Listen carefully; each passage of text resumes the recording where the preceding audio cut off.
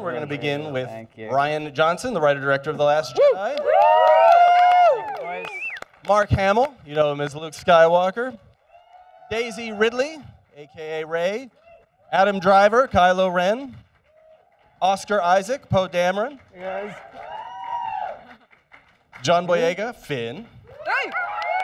Kelly Marie Tran, the new character, Rose Tico. Laura Dern, who plays Admiral Holdo.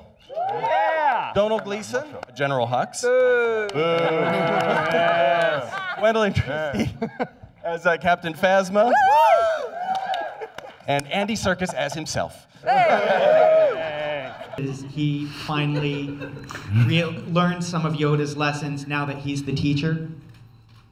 Well, you're assuming that I train Rey. Exactly.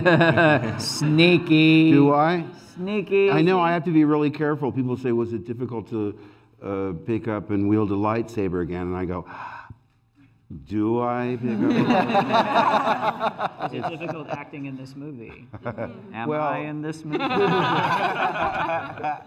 I can promise you my part is twice as big as it was in Force Awakens.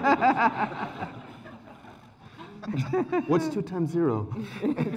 As a girl growing up in London, obviously I knew there was a disparity in films, but I wasn't so aware of it. Like growing up in a liberal household, I was never really made to feel any one way.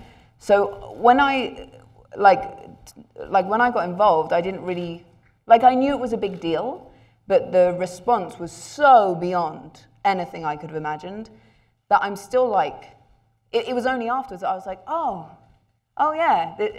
And it's not like I ever took it for granted or anything, but it was just so monumental, the response and how people felt about it.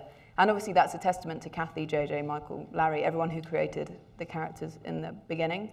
And I think what's great about everyone is it's not like she's a girl, this is a guy, this is anything. It's just great characters that happily are falling into broader categories now. So I'm thrilled. You know, to play a character as well from what we've seen in The Force Awakens, I was very excited when I was shown just the basic element of the costume. And here we were seeing a character whereby a woman her femininity was not delineated in terms of the shape of her body, in terms of her physical attractiveness, those elements, that weird random group of elements which we're born with. It's some kind of odd lottery and then we're judged on in society. And I was just delighted to be able to have that opportunity. Any other thoughts? Beautiful. Speaking as the leader of the First Order, I have to say that Snoke is very unimpressed with the fact that there is such a huge female force that seems to be growing in the universe. It's deeply threatening, it's deeply undermining, it's got to be stopped, it absolutely cannot go on, and this we see, without giving too much away, a little snatch of in this movie. Seeing a movie in a dark room with people who are total strangers kind of works, whether that be a play or a movie. No one lives in the theater. Everyone has lives outside. Well, I mean, hopefully. And then there's a kind of collective intelligence that happens in the room. And what is rewarding about it is realizing that you all are having a different experience, but at the same time, the same experience. It's a dire situation. It's critical. The resistance is on its last legs. They're trying to survive. First Order's right on top of us. You know, everything is like war, where you got to just keep moving to try to survive. And so you feel, I think, the momentum of everything that happened in The Force Awakens just pushing and getting to a critical mass in this film.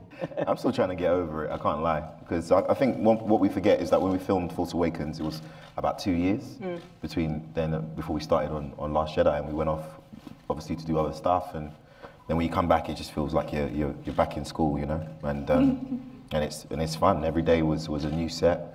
The practical effects, I think, doubled on this movie. The sets were bigger, and it's always exciting and amazing. But as everybody has said, you still feel an intimacy when you're doing these scenes, you know, an independent with a big budget. You know what I mean? Big ass budget. A big ass budget. Oh, I keep waiting for that moment to happen. Even standing up here, I see the big Star Wars behind me, and I'm like, oh, do I belong under this? Yeah, it feels very. There's no like eureka moment where it's like, now I'm doing it. You're always riding that line between feeling like you're a fan who snuck in the back gate and is getting away with something, which I think is probably a good thing.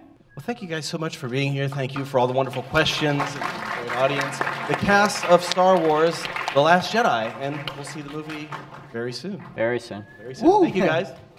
Thanks, guys.